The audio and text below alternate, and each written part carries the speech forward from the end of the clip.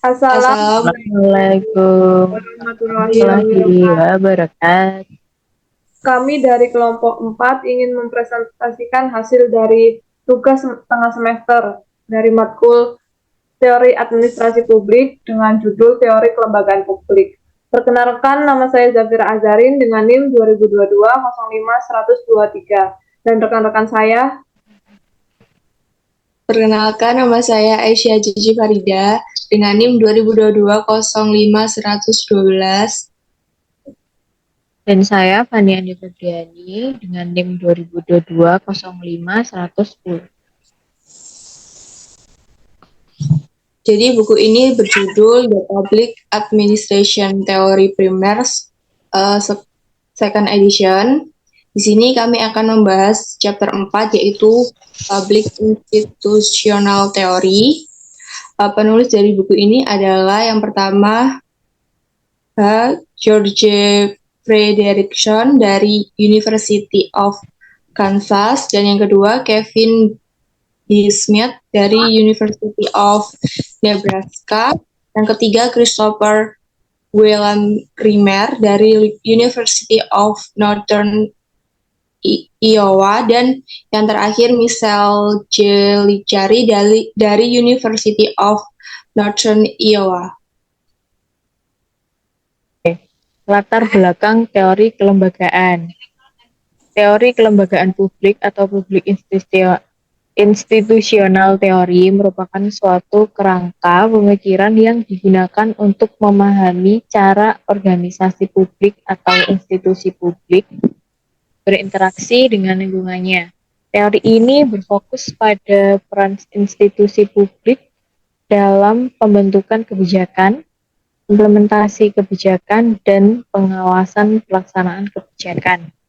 Teori kelembagaan publik didasarkan pada gagasan bahwa institusi publik tidak hanya diatur oleh undang-undang dan peraturan, tetapi juga oleh norma sosial, budaya, dan nilai-nilai yang ada di masyarakat. Selain itu, teori ini juga menganggap bahwa institusi publik adalah bagian dari sistem yang lebih besar dan harus dipahami dalam konteks interaksi dengan sistem tersebut. Dalam praktiknya, teori kelembagaan publik digunakan oleh para peneliti dan praktisi dalam bidang kebijakan publik dan manajemen publik untuk mengembangkan strategi dan taktik dalam pengelolaan organisasi publik, termasuk bagaimana memperbaiki kinerja, meningkatkan transparansi, dan meningkatkan akuntabilitas institusi publik. Subbabnya, yang pertama ada teori kelembagaan, kedua ide dasar, ketiga dari organisasi kelembaga, 4 hierarki, 5 alternatif untuk hierarki, 6 sistem keandalan tinggi, 7 sistem keandalan rendah dan peningkatannya, 8 membandingkan bentuk kelembagaan, 9 fragmentasi sistem, 10 teori tong sampah dan pencarian sewa, 11 difusi inovasi, dan yang ke-12 kesimpulan. Teori kelembagaan. Di zaman kita, teori kelembagaan adalah persimpangan kritis di mana keuntungan dari disiplin bertemu dalam perhatian mereka pada organisasi yang kompleks. Perspektif dan nada kelembagaan dalam administrasi publik diatur dengan publikasi dokumen yayasan. James K. Wilson berkata, birokrasi, apa yang dilakukan lembaga pemerintah dan mengapa mereka melakukannya.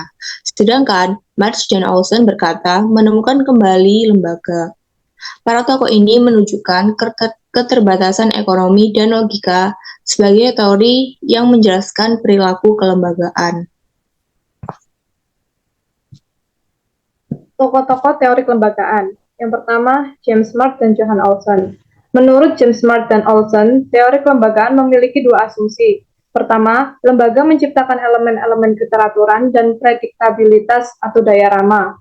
Kedua, bahwa terjemahan atau translation dari struktur ketindakan politik dan tindakan menjadi perubahan yang institusional ditimbulkan oleh proses yang rutin dan bisa dipahami.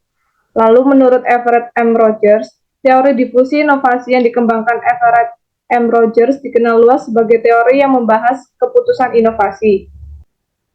Lalu menurut H. George Frederickson, George Frederickson merumuskan 5 model paradigma kelembagaan yang diuraikan dari sudut teori.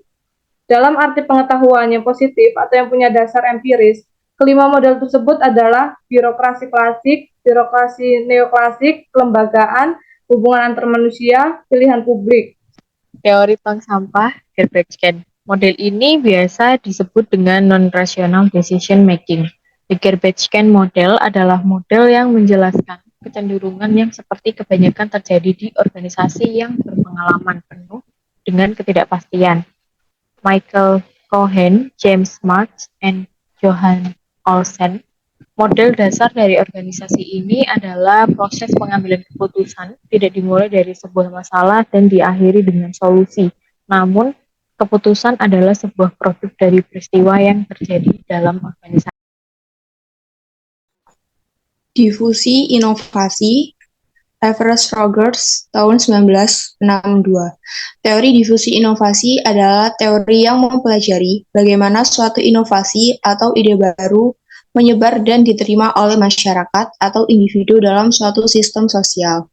Teori ini dikembangkan oleh Everest Rogers pada tahun 1962 dan telah banyak digunakan dalam berbagai bidang termasuk dalam ilmu sosial, pemasaran, dan manajemen. Menurut teori ini, proses difusi atau penyebaran inovasi terjadi melalui 5 tahap utama, yaitu 1. Tahap munculnya pengetahuan atau disebut knowledge.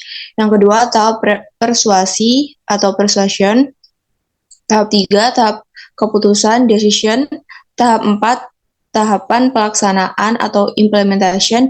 Dan yang terakhir, tahapan konfirmasi, yaitu confirmation. Kesimpulan, kritik terbesar dan termudah terhadap teori kelembagaan pada dasarnya sama dengan kritik teori organisasi. Keduanya memiliki puluhan variabel dan hipotesis, tidak memiliki parsimoni dan kurangnya premis inti yang sederhana. Kritik-kritik ini juga membawa preferensi metodologis dan bias, terutama ada hubungannya dengan pandangan bersaing ilmu sosial. Tidak diragukan lagi, bagian-bagian dari teori kelembagaan modern lebih sedikit rentan terhadap kritik. Teori kelembagaan modern telah melewati perdebatan dan konsepsi besar. Di atas segalanya, teori kelembagaan menyoroti sifat dan karakteristik unik lembaga publik serta masalah dan janji mereka. Sekian presentasi dari kelompok kami. Maaf bila ada salah kata. Terima kasih. Terima kasih.